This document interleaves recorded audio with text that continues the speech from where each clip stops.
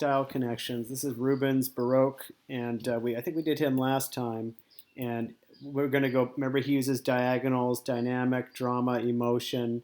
So he's a little bit different than the Renaissance. Now we'll go to the Rococo of the 1700s, and on our checklist of traditional art, all of these things work. So focusing on the differences, the Rococo is really about the secular. Instead of about Christianity, it's about love. The nature is wild. It's about aristocrats. So it's very different from traditional art in that regard. So the 1700s are about the aristocrats and the wealthy, not the religious. Now we go to the neoclassical of France. And again, very, very similar. We have our traditional art checklist. All of these would work on your response. And there's neoclassical. But what's different about it is neoclassical is secular. It's not religious. It has a great clarity. It's didactic. It teaches a political idea. In this case, the Roman story is really about democracy. It's almost a propaganda kind of work. The Roman story is about sacrifice for Rome, but it really wants you to sacrifice for the democratic revolution. So the context is this is about democratic revolution, democratic ideas.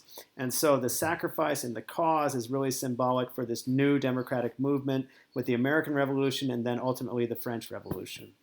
Goya's kind of in his own league. He doesn't really fit a school, so I don't know, but basically, yes, he has a lot of the traditional techniques, but Goya's thing is very much anti-war. He's the first person to show the horrors of war. Neoclassical celebrates war. He shows the horror of the war. Why 1810, we're going to have a new, more concern for humanity leading to the Romanticism. She's kind of an in-between figure. I wouldn't worry about her. I'd be aware of her, but she doesn't really fit into a style. All right, Romanticism. Here we have all the Renaissance stuff that checks off here, but focusing on what's different when you look at it, color over clarity, emotional over logic, expressive. Notice the diagonal, the dynamic, and the drama, very much like the Baroque, and it's an actual event in 1830, not a story from the past. There's more of a concern for current events and for things like slavery and things that are actually happening. Why? We have new concerns in the 1800s that are brewing. Turner really takes it to a whole new level. He really rejects traditional art. The only thing traditional would probably be the shading, maybe the modeling, the beauty, but really he's very different. He's an innovator. He goes to abstraction, color, light. This is an actual event. He was concerned about the abolition movement. So it's got color with Romanticism, but taken to a new level with abstraction. There's some of his work there. And you can go slow on these when you repeat. Cole, American Romanticism, very much traditional, beauty, naturalism, idealism, linear perspective. But what's different about Cole is going to be his focus will be on the landscape and on nature. And he also has a political message about manifest destiny. Should America move to the west or stay to the east? So you have controlled nature of the west and sublime nature or the wild beauty. And that's the context of Romanticism that loves nature, loves emotion. Courbet is in France. This is realism, and he has some of the linear perspective, some of the naturalism, but he is very different in the sense that these are regular working people, not the Bible people. It's about socialism, workers, the actual, it's gritty, it's rough, it's dirty, it's real. It's not ideal like the Renaissance. Real versus ideal. Why? He's into democratic revolution, Karl Marx, socialism. He does not believe in religion. He had a quote, "Show me an angel and I'll paint one." He's painting the reality of work, not the ideal of religion.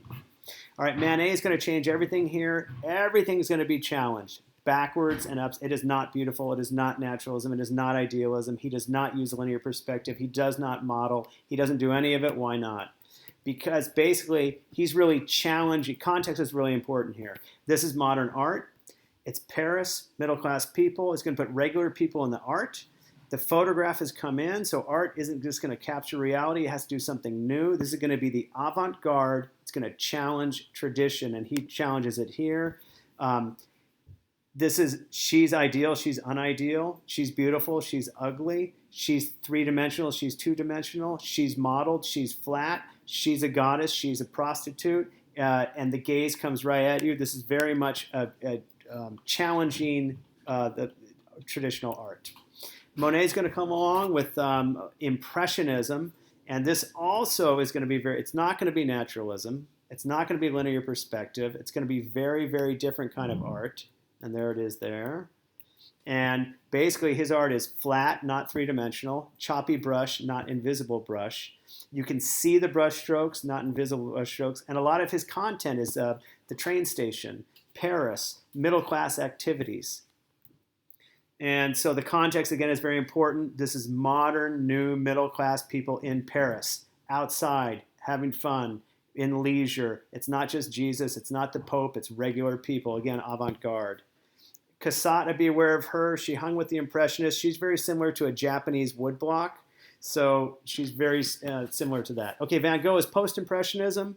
And again, now we're going away from the Renaissance. All of these things are going to be violated here. All right, so Van Gogh is going to be flat, impasto, thick paint, expressive, color, the feel of the place, not a natural rendering of reality, but an expression of the inner vision of the artist. And things are just changing, avant-garde art. Gauguin is very similar to Van Gogh. He's a color guy, post-impressionist, so he's going to break all the rules as well. Very different. It's not going to be 3D. It's going to be flat, arbitrary color. He's going to, not the Bible, but Tahiti, expressive color, inner vision of the artist, very different from traditional art. Cezanne, very important guy, know him really well. He's going to also break all the rules. All of the traditional rules in red means he will not follow them. So what is Cezanne going to do? Well, it's going to be flat.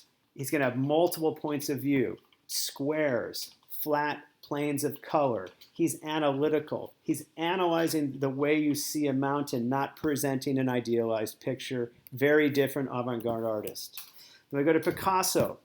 Again, here we go. 20th century, let's break all the rules again. He is jagged, abstracted, flat, and shadow, almost a psychological version of someone, very different human figure than the traditional Renaissance form. It's almost scary. Very new. Matisse is going to come along again. He's going to break all of the rules. All of the Renaissance rules are rejected. It is flat, not three-dimensional, no shadows.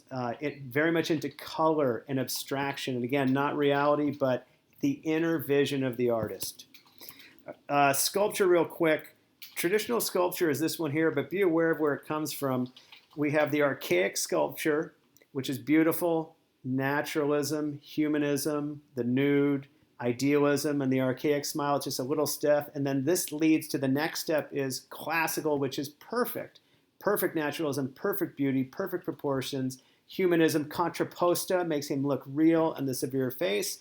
And then that leads to Hellenistic, which is also beautiful because it's true. The naturalism is more actual, not ideal. This is a real boxer. The humanism, the nude, the idealism, the physique is all there, but his beauty is in his truth and really in his suffering. So this has emotion. Be aware of the same thing for the women as well. The women go from archaic beauty with, they're not nude though, they have some clothing, but they have the humanism and idealism and the archaic smile. Then women are classical. They will not be nude. This is Nike Samothraki, but the figure is underneath the drapery. So the beauty is underneath the drapery. And again, humanism, perfect proportions, idealism, contrapposta. And with the females, then we go to Nike of Samothraki. And this is, of course, dynamic, diagonal, emotional. You can feel this one here. This is Hellenistic for the women. All right. Okay, now just going faster here. This is Kandinsky. And we'll talk about different, totally different. Abstracted, not realistic. Color, not line. It's musical. You feel it. He later will go to total abstraction. All right, this is German Expressionism, De Broek, abstracted, jarring color, very different from the Renaissance. Jarring color. Context is called the bridge. They reject the past. The bridge is to the future. They hate the past. They want to go to the future. Their work is the opposite of Renaissance traditional art. Mondrian wants total abstraction, perfect form, universal art that appeals beyond the senses. He uses primary colors. He was into perfection, order. It even affected architecture. He's very idealistic. Surrealism, know this painting really well. Know the surrealists really, really well. This is dreamy, irrational, weird art, surreal art, odd juxtapositions from the very irrational feeling as opposed to the rational calm of the Renaissance, kind of an irrational, surreal dreaminess of them. This is de Kooning, post-war painting, action painting. Is total abstraction, but also you have the human figure. He was exploring the pinup girl of World War II. And then the last one is Warhol. Pop art. He takes icons, regular things like movie stars and soup, and he puts it in the art. So he takes popular culture and he asks, why can't it be high culture? Remember, modern artists ask questions. He asks questions about what is art. He uses a machine. He even comes up with the idea that the artist is a machine. Okay, know those all really well.